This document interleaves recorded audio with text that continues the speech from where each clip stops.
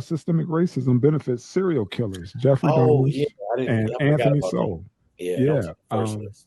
I don't know, Let's get into it. all our fans out there who've seen that Jeffrey Dahmer Netflix series, and yeah, and how the cops with their bias, homophobia, all the phobias, all that shit, the isms, everything, was just played in the part of him being able to prolong his career as a serial killer. They always turn a blind eye to the hood. People been yelling like, "Hey man, there's something. He's doing something over in his damn apartment, man. It stinks. Y'all don't smell that?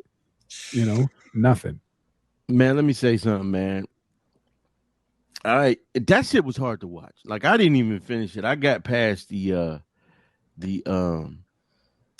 young Asian gentleman child. Okay.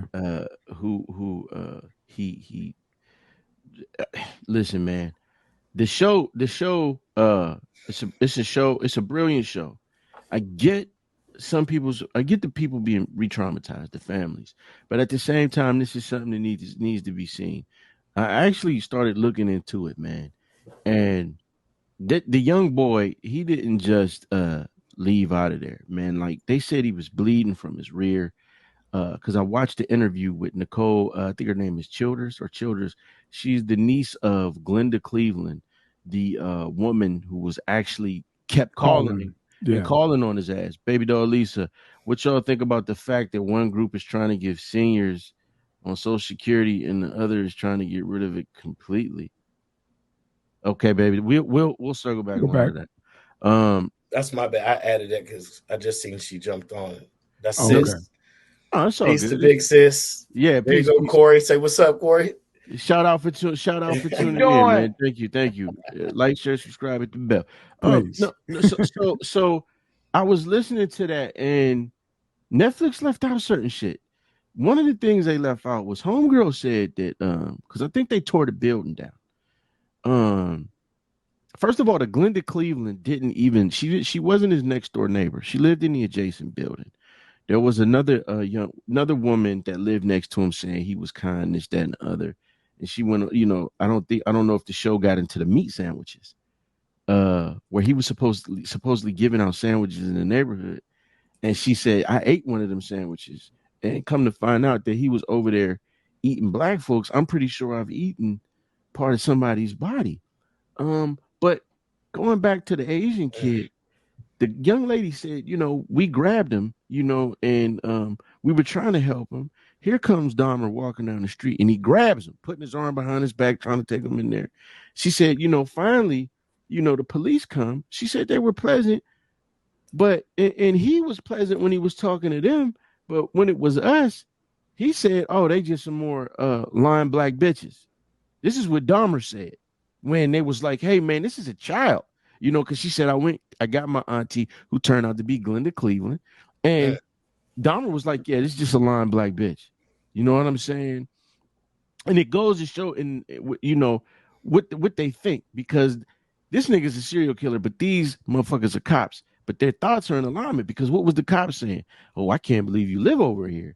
This is a crack den, a crack neighborhood. Yep. You know what I'm saying? And because they had that fucking thought about this neighborhood, it goes into the fact that they didn't do their due diligence when looking into this motherfucker. They weren't even listening to these people. These were kids trying to alert them to this motherfucker. And it was, these just lying black bitches and crackheads. We ain't gonna listen to them. And he took that young boy back in there and fucking murdered him before the police left. You know what I'm saying? Go ahead. Then on the flip side with Anthony Sowell, he's walking around the hood, smelling and looking like death, and nobody's saying boo. It's all, go back to that no snitching shit. Yeah. Ain't nobody's gonna say shit. We don't want that heat down here. This cat's making money on the block. We can't have cops down here. He killing, prostitutes, whatever.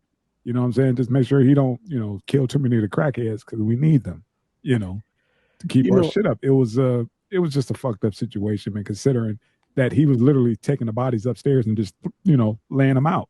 Yeah. That's it. You know. Listen, let's break this shit down a little bit further because I was waiting for this one because my brother Eddie Spaghetti hit me to Anthony Sowell and I remembered that there was a documentary. Let's look at the similarities between the Anthony Sowell, a black, and Dahmer. Anthony Sowell, a black man, and Dahmer, a white man. Because we shoot as my brother Eddie would say, we shoot down the middle on this show, and here's the strange similarities. But first, one time I heard a guy say, if you ever notice the riffraff in these neighborhoods always seems they're never removed. You know, it's not even necessarily about the snitching. People think that the police don't know about them, but they do. They just there to fucking wreak havoc. You know what I'm saying? Until they can't be used anymore. So let's go back. Dahmer, I think he had already committed murder years ago, but it wasn't even nobody knew about it. But the motherfucker had went to jail. I think he did like a year and some change for sexually assaulting Somsack. I can't say the dude's name, but he was the brother of the Asian dude that actually escaped. That the cops took back in there. He had the dude had already sexually assaulted his brother and was back on the fucking street, right? In our neighborhood, in our people's neighborhood. Because you would be shocked if you looked on these sex offender lists and in these urban areas and see just how many of the motherfuckers live right around the corner. My mother at one time counted fucking 3 in the nose, on the nose. Let's look at Anthony Sowell. Back in 88 or 89, this motherfucker did 15 years for sexually assaulting a black woman. You know what I'm saying? So you start to see these fucking parallels. But then when you hear certain motherfuckers speak, like my brother Eddie, we had a conversation about this. When you start looking at Eldridge Cleaver, you know what I mean? A lot of people love his book, Soul on Ice. He was a Black Panther. I think he ended up joining the Panthers after he got out of prison. But I couldn't read the fucking book because just in the intro, he was talking about, I had a thing for white women. I love white women. My lawyer was a white woman, and I loved her. And I think he said he may have tried to rape her. But the thing was that stuck out to me was he said, I used to rape black women because I knew that the authorities wouldn't look into the shit. I could get away with it. There was another, what's up, sis? Shout out to my baby sis, Nate Bennett. Thank you for tuning in. Thank you. You better like, share, and subscribe if you ain't already did it, damn it. And hit the bell. Let me see. SMG Sims Multimedia Group, the worst place in America in the white man's head. They see us as criminals and them as innocent. Oh, he looks like a nice young man. That's why they go to trial and we go to the grave. Damn. Shout out SMG, man. Powerful statement, man. Thanks for tuning in. And that's what happened in that Jeffrey Dahmer documentary. Remember, the judge was like, you remind me of my grandson. Come on, man. I'm going to give you a second chance. There you go. What was that one? He went to jail because he was masturbating there he at is. the fair. What's up? There that guy is right now.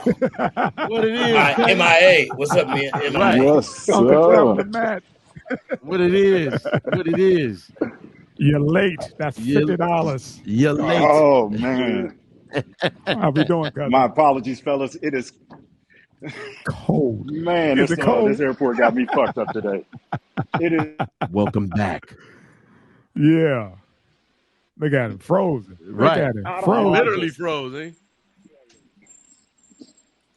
Hey, man, get to your damn car, yeah, man. Get to your car, brother. Get to your car. Call us back. All right. Yeah. So real quick, man, because I want to get back to that. This cat, Eldridge Cleaver, says, yeah, man, I raped him because I knew the authorities wouldn't look into it. That automatically took me back to, because I couldn't finish the book. It took me to another book I was reading on serial killers. This motherfucker was a child murderer. I think he may have been, as YouTube wants us to say, the P word. He said, I used to murder fucking black kids because I knew nobody would look into the shit. We see just how fucking fumbled the Atlanta child murders were, because it is said that Wayne Williams either didn't do it or wasn't the only one. This is by the detective that was working the fucking case. So they still don't know who did it.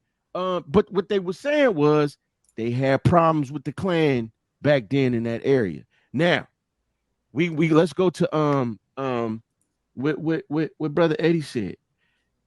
You look like my grandson. You remind me of my grandson. You know, So I'm gonna give you, right, probation or whatever. And I was just sitting there like, you got to be kidding me. right. Okay. Just like when the cops pulled him over the first time, he had the fucking body in the bag. Yeah. Well, you're 18. I don't want to fuck up your life. I bet not see you over here again. Go home. Yeah. What does that remind you of? The Stanford rapist. They caught homie in the act of that shit. Yeah. What did the dude do? You're gonna do this 6 months probation. Yep. Right after that, another one of them white gentlemen. This ain't racist. We calling this shit what it is. White gentleman sat up there and fucking raped some girl. He got a year probation. You see a lot of these rich peoples raping their own fucking children. Well, he does so much for the community. Well, fuck his kid. So you just see how the system aids and abets in this shit. And it's our people that suffer. Look no farther than what's that man's name? The guy over there, the cop. The one who was raping again, black females or whatever. And they all started coming together, and it was like, hold on. And how did he get caught? Man, okay. So what's the guy's name, man? He was a young dude. We got to get his name. Hold on, bear with me for a second, because I want to get into this. Officer. Was that was in California? No, it was his name is Daniel Holtzclaw, former Oklahoma city police officer. He's doing 263 years back to back. That ain't even long enough. Even long enough. Daniel Holtzclaw. Right. Let's again look at the parallels between him and Anthony Sowell. My brothers, I'm not trying to grandstand, so jump in at any time. Go for it. This gentleman, this fucking asshole was he was married, and what he would do was leave his wife. Let's go back to Drizzy's point, go into our fucking neighborhoods. Yep. And pulling fuckers over. Pulling these sisters over that had addiction problems. Some of them were sex workers. And he used to hit him with the Lonzo. You want to go home or you want to go to jail? And he was up there. He was taking advantage of him. Sometimes he was having full-on sex. Sometimes it was just fellatio. Where he fucked up was he actually sexually assaulted this grandmother, upstanding citizen, another black woman. All of them were fucking black. And they found the DNA in his underwear. He was trying to say, oh, well, maybe it's because I brushed up against him. So you found their bodily fluid. They found their bodily fluids inside of your drawers because you bumped up against him. And he was under the assumption, and it came out like that because his wife was running her fucking mouth. And then the one commentator from Fox that's trying to get him out right now, Michelle Malkin, would say, oh, these women can't be trusted. These were drug addicts and this, that, and the other. But when it's Cosby, nobody looked into the fact that those fucking women that were blaming Dr. Cosby were fucking drug addicts. And the fact that on at least 7 of those cases, they found that he wasn't even the fucking same state as those women, but they were sex workers and drug addicts. So it's different with our people. So let's flip it from that to Anthony Sowell. The women he were taking advantage of were drug addicts, prostitutes, who didn't have any money. And it was sad listening to their stories because, people used to give it to me. Then, I would be able to pay for it. Then when I ran out of money, I had to do other things. He had a place. He had a home. He had a home. I didn't want to be out on the street, and he said, I got drugs, I got liquor, I got whatever you need. Just come to my house, and we take it from there. Come on. And that was his hook, and that was the last time a lot of ladies went inside that house and never came out. And let me break this shit down about just how much nobody fucking cared. There was a Middle Eastern store owner, Arab guy, in this documentary. I think it was his store. Yeah. I get him having somewhat of a bias because his brother owned the store before him, and his brother ended up, I think he got shot and killed in the store. about happening in the neighborhood. But when you start hearing him speak, he says, these people, I'd say 90% of them are drug addicts and this, that, and the other. Well, then this motherfucker goes on to say, no bullshit. He says, how many cameras is there in front of me? 1, 2, 3. He counted them out. He said, I mean this when I say this. I wish there was about 12 more Anthony Souls because he's cleaning up the trash. Yep. That's what he's cleaning. He's cleaning up the trash. Now, they're trash, but you're taking a little bit of money when they patronize your fucking store. That part. You're feeding your family off of the trash in that neighborhood. Now, mind you, this motherfucker was barbaric. There was a woman who was one of the victims. She said, we went in there, they all had the same story. This motherfucker was barbaric. Mm-hmm. She said, look, I got that work, whatever. They go up there, they said this motherfucker would turn his back, hit the pipe, turn around, and sock the fuck out of him. They said the rapes would go on for hours into days. And the one lady said, yeah, I was naked. He was getting ready to do whatever. And he said, if you scream, I kill you or whatever. And she said that he went and started shutting the windows.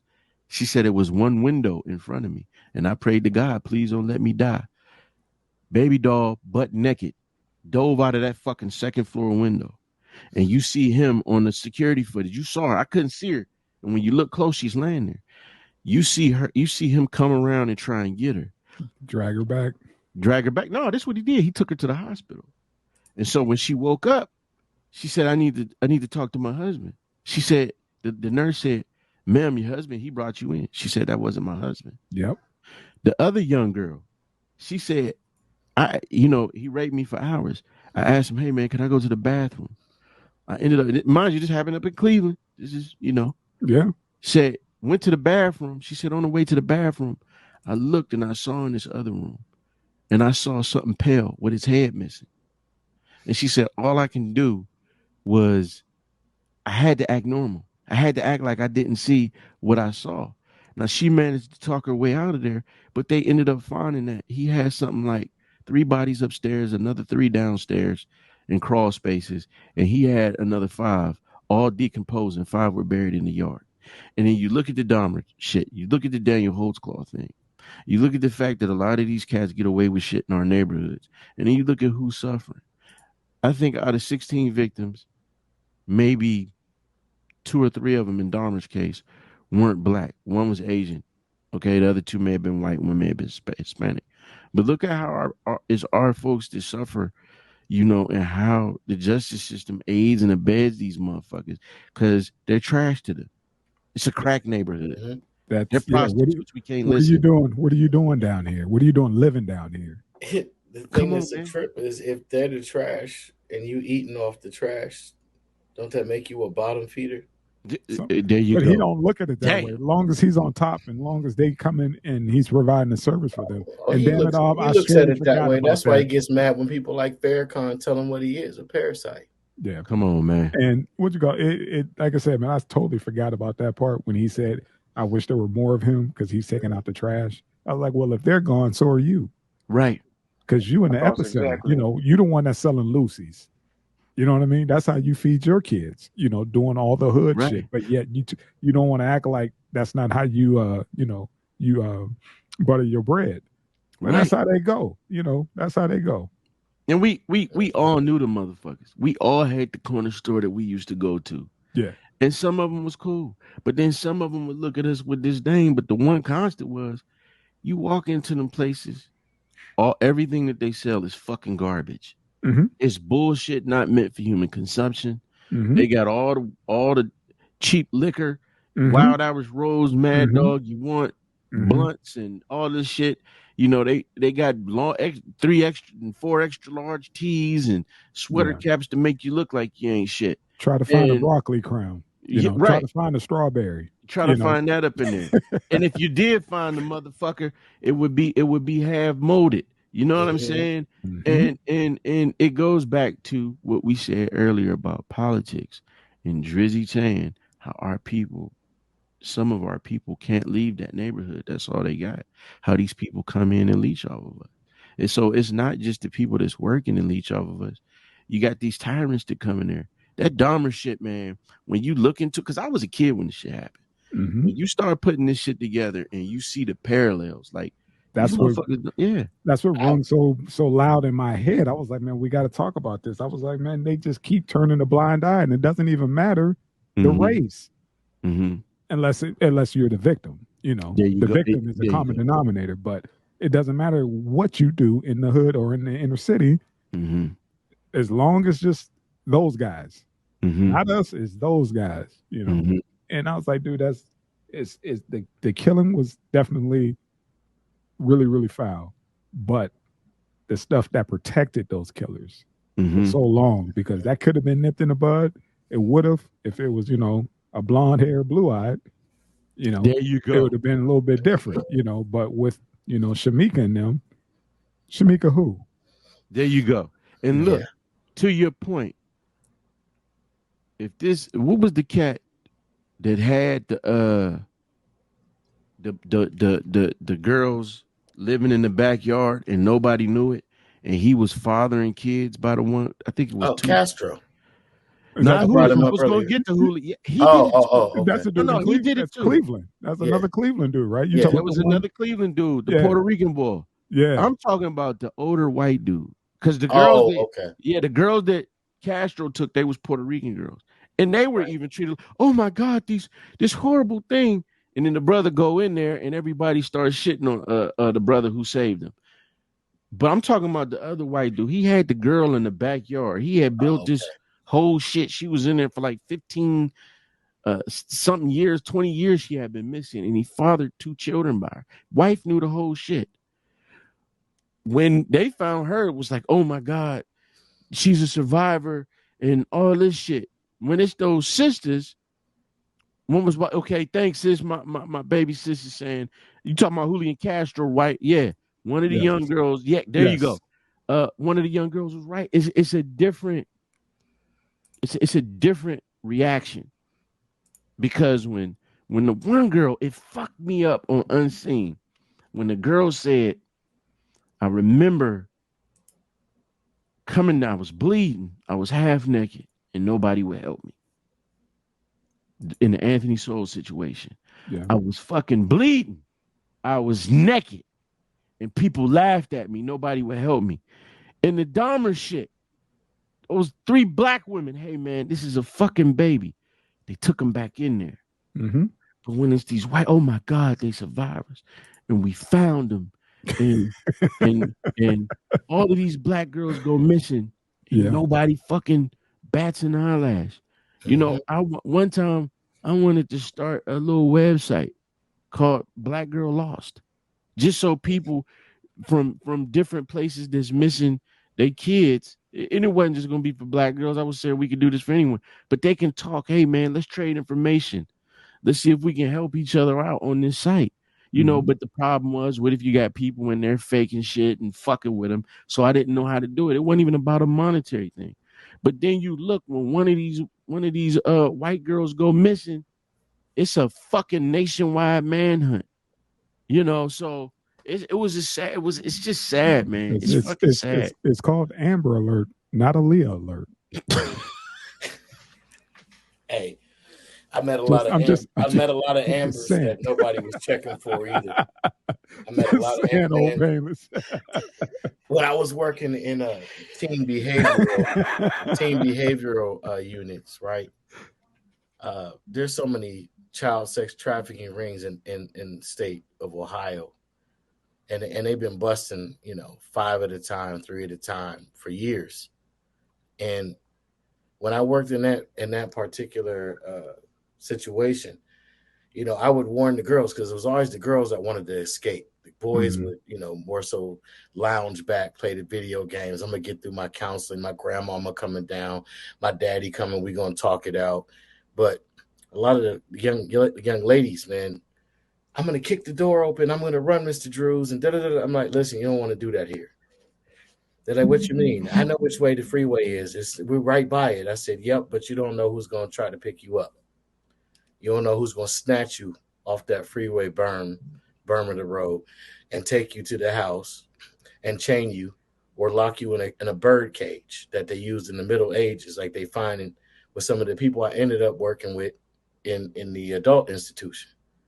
That shit was a trip to go from that to that and to see just, not even reach the Dahmer level yet, but with rape, you know what I'm saying? And the one dude, he had a black woman and her daughter caged in a bird cage hanging from the ceiling of his basement and was reading the Bible to him every day before he would justify raping him. Yeah, and I looked at this dude and I'm like, I can't really get into your case. We're not supposed to discuss it. But I'm like, dude, you sitting up here trying to argue with another inmate about the Bible after I found out what you did? See? I said, I'm confused, bro. Why you even have that Bible still? Well, discipline. I said, oh, that's your discipline? Somebody you didn't even father? And even if you fathered them, why would you be disciplining them that way? That's not discipline. Right. Sick people, man. Yes, sir. Sick people. And like you said, it was a wonder. I was shocked when I found out that his victims were black. Because I'm like, it makes sense. Locked you up. Yeah, it makes sense. Yeah, it makes sense. It nobody cares. Because hell, our folks don't care. We won't say nothing. And old Painless brought that up about that old Cameron interview. And he even talked about a serial killer could be living right next door. And I won't say shit. Bill said, what if it was a serial killer? He said, nope. I would handle it myself if it was one of my people. All of them end up on national news. How many of us end up on national news for matters other than something suspect? Real shit, sis. We don't. Exactly. And listen, man, I'ma just, before I get out of here, I just want to say this, man. We live in a world where especially when it comes to other women. No, let me break it down like this first. We live in a world where when you got Mike Brown, Trayvon Martin, they use shit like, look what he was wearing. He had gold teeth. He was throwing up hand signs to justify what happened to him. We never talk about when certain women are taken advantage of, and we're not supposed to say, hey man, what did you have on? Who were you talking to? Oh, you can't do that, man. You can't do that. But I'm gonna do that. But they used to. Yeah, I'm gonna do that because if there's any young girls listening or anybody who has a young girl, you need to tell them and you need to teach them, if you're not already doing it. Hey man, watch what you do. Think about what you do. Think about who you're talking to. Watch when you put into your body, because an addiction could be used to pull you in. It could be used against you. You know what I'm saying? You become addicted to something. All somebody got to say is, hey, I got this. And, next thing you know. But more importantly, think about what you're doing, because you don't want to find yourself in a situation where nobody's going to care about what happens to you. You understand what I'm saying? Yeah, man. Take care of yourselves, man. I'm glad we had this little conversation about what's popping. Like I said, man, it's crazy because this documentary is the number one thing streaming. On Netflix. You know what I mean? So it's bringing some eyeballs to it, but I hope they look into the bigger picture, not just him catching these bodies. The bigger picture is it's bigger than just him killing people. To cancel out this what I call the psychic warfare. As an urban shaman, I got to point that aspect out before we move on. Is every so many years they got to bring the fear back. It's just like the same thing with the slave movies. Or bring back the psychological warfare. Yeah, or like to try to end on a little lighter note, like these fucking Halloween movies. Like, god dang, how many times this dude gonna come back? You know what I mean? And now, what's her name? What you call it? Well, maybe if I die, he'll die. Just go somewhere, damn it. And that's just the MO of the serial killer. Not Rolling Stone. It was a British magazine when I worked in radio, urban radio, years ago, real quick. And they did a whole piece on serial killer movies and the whole genre, how they spun off from the horror, right? Yeah. And the first one was Manhunter. which is the prequel to Hannibal. Yeah. And well, Silence of the Lambs, which was the prequel to Hannibal. Yes. But they started out with Buffalo Bill, and it went to Hannibal Lecter, and they tied it all in, and they showed how the pattern in the horror movies was you have rebellious children, didn't listen to their parents, they had camp, they had a party, they all drunk, they're using drugs, they're having sex out, and then here's the justification for the evil that the parents warned them could exist. Boom, comes and starts taking them out one by one. Let me say this before I go too, because I'm glad you brought that up. The only thing I didn't like so far about the Netflix show was they tried to make you have some sort of sympathy for this motherfucker. They have to. They got to bring you in. They got to bring you in. I get it. I get it. I get it. Yeah. But try to make them a likable character. Then they now we got to bring out the nastiness. Now we got to bring out, it's kind of like they softening you up for that fucking Mike Tyson body blow. Right. I get it. But see, I get it. But see, my only problem with that is when it comes to the victims, all we know is that these cats was, I'm not, and gay disclaimer, I'm not saying this in a bad way. All we know is that these was gay dudes that was prostituting themselves to this guy to take pictures and get $50, which was $100. We don't know their histories or how good of a person they may have been or how loved they were. We don't get to have a sympathetic thing for them except for the fact that they was victims. But at the same time, when we talking about, you got other groups where they put themselves in that position. But then when you look at Dahmers, his parents left him. Oh, he had a mother that was fucking crazy and off her shit and chasing UFOs and left him there for 3 months. Oh, he was picked on by kids. The other thing they showed was when he was a kid on a bus, he witnessed 2 white kids throwing spitballs at the black kid who was just sitting there, which is maybe why he chose black victims. It's just too much shit to try and humanize this goddamn monster. And on that, gentlemen, I love y'all brothers, man. I gotta get out of here so I can get some rest, man. I got you, Hey, I would encourage everyone to go back and look at the earlier Dahmer reports. When he was a kid, he was killing small animals. His daddy wanted to take him in the backyard and ended. His mother talked him out of it. Dad said, he's going to hurt a lot of people if I don't. Yep. And yep. Like I said, the telltale signs were there. Dad knew it. He was trying to straighten him out, trying to get him in the service. Hell, went to the Ohio State University, flunked out, and I've been in the apartment. Yeah, the rest is history. The apartment. That was disturbing. But go ahead. It's crazy, man. But last story. What we got here? We got the Aida. We got that NFL player, man. NFL. Oh, Kamara. We got